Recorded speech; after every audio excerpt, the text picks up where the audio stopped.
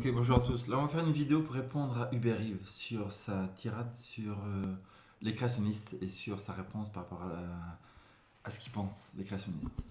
Nous allons écouter le début.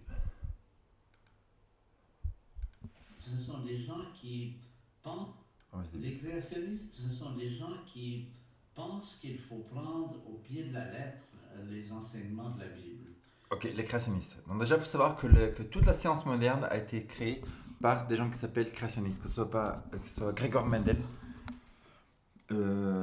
Pascal, Pasteur, Isaac Newton. C'est tous, pratiquement toutes les bases de la science a été faites par des gens qui sont créationnistes. C'est-à-dire que l'évolution est ajoutée à la science. L'évolution n'est pas de la science. L'évolution, c'est quelque chose qui était ajouté, qui était mélangé à ce qu'on appelle la science. La science, on la trouve dans la Bible. Dans Daniel chapitre 1, il y a écrit que Daniel était rempli de science. Écrit 650 ans avant Jésus-Christ. Donc, est-ce que 650 ans avant Jésus-Christ, le mot science voulait dire évolution? Mais bien sûr que non. Donc le mot science veut juste dire connaissance de qu'elle vient.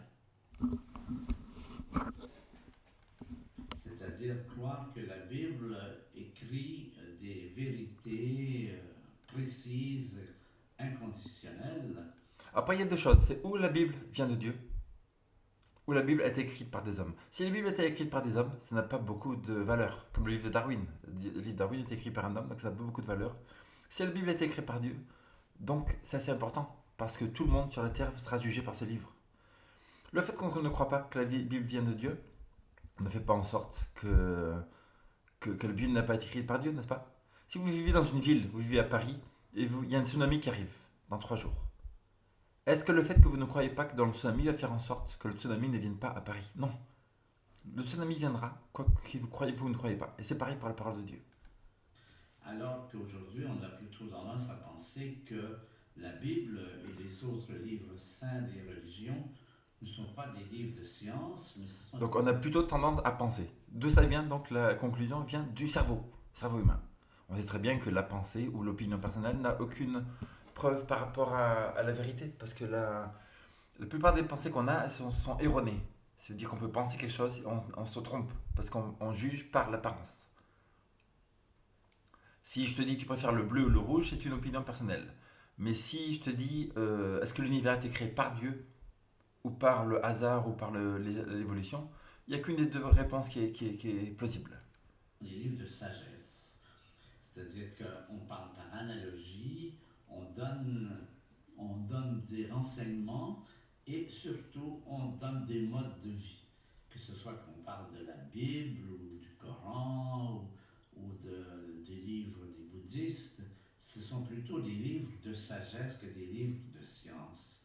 Ils ne sont pas basés sur des faits, ils sont basés généralement sur des légendes, comme le. Des légendes, il n'y a aucune preuve que c'est la légende. En fait, il y a 300 prophéties de la venue de Jésus avant qu'il naisse, des centaines d'années avant qu'il naisse. Mathématiquement, c'est impossible que toutes ces prophéties soient accomplies en une personne exactement comme la Bible fait. C'est pas possible.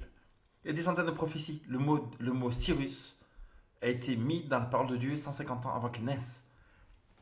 Dans la Bible, il est écrit que par exemple que Babylone ne serait jamais reconstruite. Comment Dieu savait que Babylone ne serait jamais reconstruite?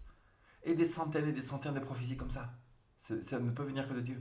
Déluge ou autre, qu'on utilise. Le déluge, c'est pas une légende. Dans toutes les hautes montagnes de la Terre, il y a des fossiles de poissons. Est-ce que les poissons escaladent les montagnes? Non. Ça veut dire que la seule raison, c'est que toutes les montagnes ont été submergées par un déluge un jour. Ensuite pour donner des éléments de sagesse. L'exemple du déluge est très, très clair. La Bible raconte le déluge. Pendant longtemps, on a pensé que c'était la parole de Dieu, exactement dictée par Dieu, jusqu'à ce On que. croyait. Donc ça veut dire que c'est le cerveau humain qui dit moi je crois plus, moi je crois. Mais qui c'est qui a fait dire ça à une personne? Est-ce que la Bible a changé? Non, la Bible n'a pas changé. Un jour les gens y croyaient, un jour ils ne croyaient plus. Donc c'est pas la Bible qui a changé, c'est le cerveau humain qui s'est trompé et qui est devenu plus incrédule. L'incrédulité, c'est un péché. Les scientifiques, dont M. Bottero, qui est un archéologue qui a étudié beaucoup les vieux manuscrits sumériens, babyloniens, découvre que dans beaucoup de ces écrits qui sont bien antérieurs à la Bible, on raconte des histoires de déluge. Et ça, Donc, est-ce que ça prouve que la Bible n'est pas vraie? Non. Ça prouve juste que Ellen White, la prophète de l'église adventiste du 7e jour, nous dit que les gens avaient une telle intelligence, une telle mémoire avant le déluge, n'est-ce pas, avant Noé, etc., qu'ils n'avaient même pas besoin d'écrire quelque chose.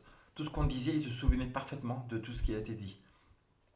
Après, au bout d'un moment, la mémoire des gens faillait, donc ça a été écrit dans un livre. Et toute l'histoire qui était écrite dans la Bible était connue depuis Adam et Ève. Elle s'est donnée de génération en génération, de bouche à oreille, de papa aux enfants, etc. Et tout le monde connaissait toutes ces histoires de la Bible et la vérité de tout ce qui s'est passé sur la terre. Et donc ça me... En fait, ça fait en sorte que c'est pas parce qu'il y avait des histoires antérieures, c'est justement, ça prouve la Bible, au contraire.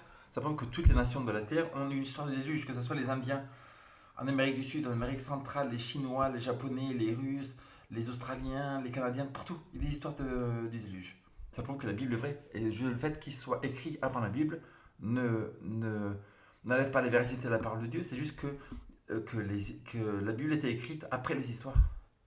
conclusion que je trouve intéressante, c'est que Moïse, qui voulait mettre sur pied le monothéisme, a utilisé ces légendes. D'ailleurs, il faudra prouver que c'est Moïse lui-même qui a mis le monothéisme, n'est-ce pas? Qui dit que ce ne serait pas Dieu qui l'a influencé et qui lui a donné les paroles à dire? Et en leur donnant un sens différent. Le déluge, qui est raconté dans ces objets, dans ces récits, devient une leçon. Voilà ce qui est arrivé parce que les hommes étaient méchants.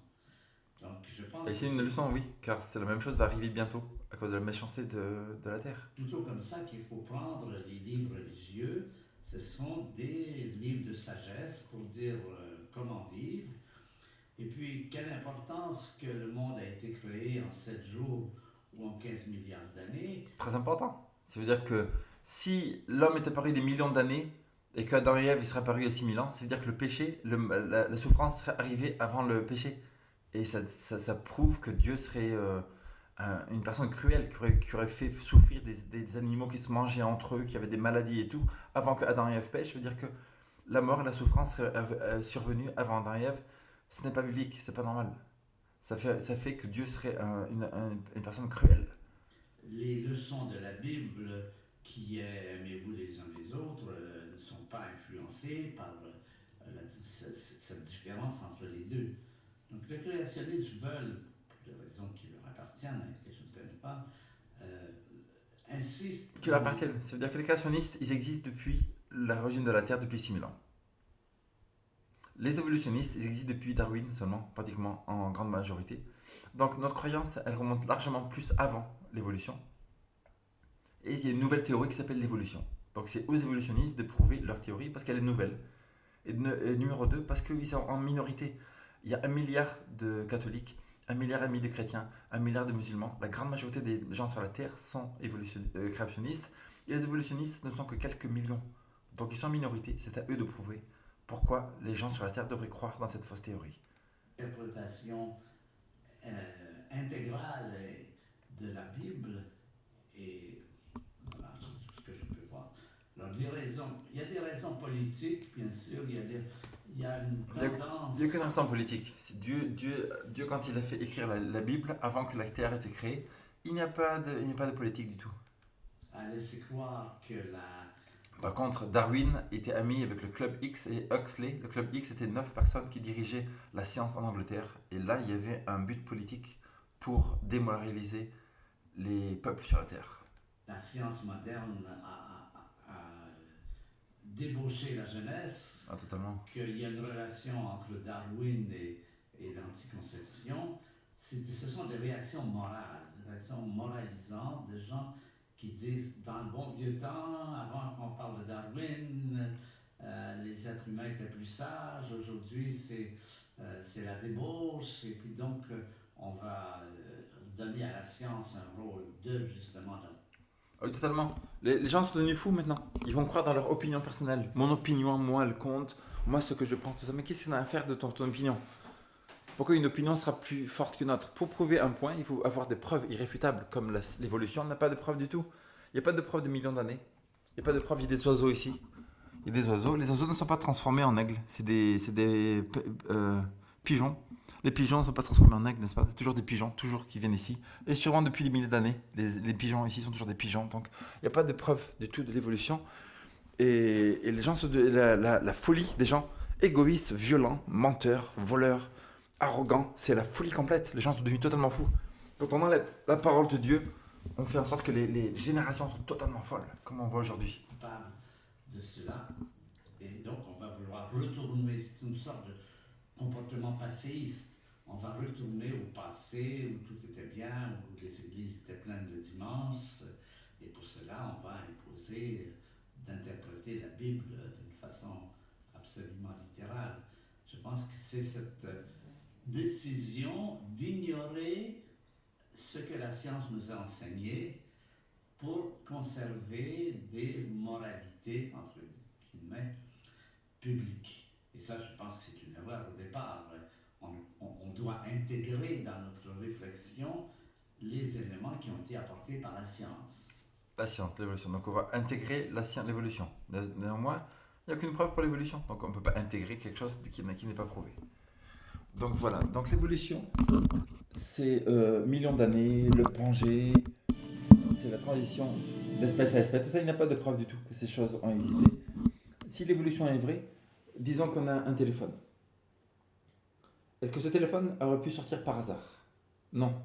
Pourquoi? Parce qu'on sait très bien qu'il y a quelqu'un qui a décidé qu'il y aurait la longueur, la hauteur, la couleur, le nombre de cases, etc. C'était dessiné par quelqu'un. Si on voit un téléphone, on voit un dessinateur, un créateur. Si on voit un ordinateur, on voit qu'il y a un créateur. Si on voit un t-shirt, on voit que quelqu'un l'a pensé, l'a planifié et l'a dessiné. Si on voit un univers, on voit que quelqu'un a fait l'univers. Si tout vient du hasard, sélection naturelle, randomness and chance. Pour faire un téléphone, il faut intelligence. Il faut un cerveau. Il faut planifier la hauteur, la longueur, etc., que ce soit un iPhone, etc. Il faut la matière première, il faut le plastique, il faut la pile, il faut la vitre, etc. Après, il faut l'énergie pour tout mettre ensemble. N'est-ce pas? Il faut que la respiration de la personne soit en vie et continue en vie chaque seconde pour continuer à mettre tout ça ensemble.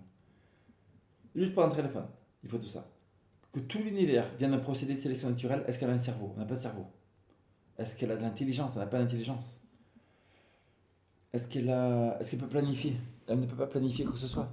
Alors qu'on sait très bien que même pour faire une bille, même pour faire une clé USB, même pour faire un... Ça, il faut planifier. Toujours il faut planifier. Savoir la hauteur, la longueur, etc.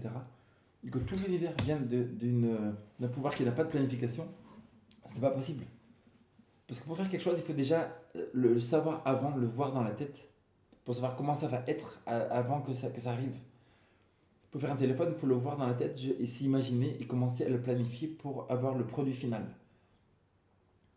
Donc sélection naturelle, elle sélectionnerait des choses et ça existe. Il y a dans l'espèce, il y a des variations dans l'espèce. Mais que ce procédé a un pouvoir de créer une créature, une autre, ce n'est pas possible. On n'a jamais vu ce genre de choses. Ça veut dire que ce procédé-là aurait une intelligence, aurait une planification pour décider, tiens, j'ai un oiseau comme ça et je le veux dans 2 millions d'années l'être comme ça. Mais il faut le planifier. Il faut le planifier d'une certaine manière. Après, il faudrait que toutes les parties soient déjà présentes dedans. C'est-à-dire qu'il faut pour que quelque chose soit vivant. Le téléphone, s'il n'y a pas la pile, ça ne marche pas. S'il n'y a pas les touches ici, vous ne pouvez pas envoyer des SMS, n'est-ce pas? Donc il faut qu'il y ait des parties qui sont nécessaires, irréductiblement complexes. L'être humain, s'il n'a pas le cœur, ça ne marche pas. Il n'y a pas de rein, ça ne marche pas. Il n'y a pas de foie, ça ne marche pas. Il n'y a pas de cerveau, ça ne marche pas. Donc ça veut dire que le corps humain doit avoir des parties nécessaires. Et c'est pareil. Donc comment ça aurait évolué? Une jambe, après un bras. Mais comment il peut vivre le bras et la jambe sans le cœur, sans le cerveau, ce qui pompe le sang, etc. Donc ça veut dire qu'il n'y a pas d'évolution. Ce n'est pas possible.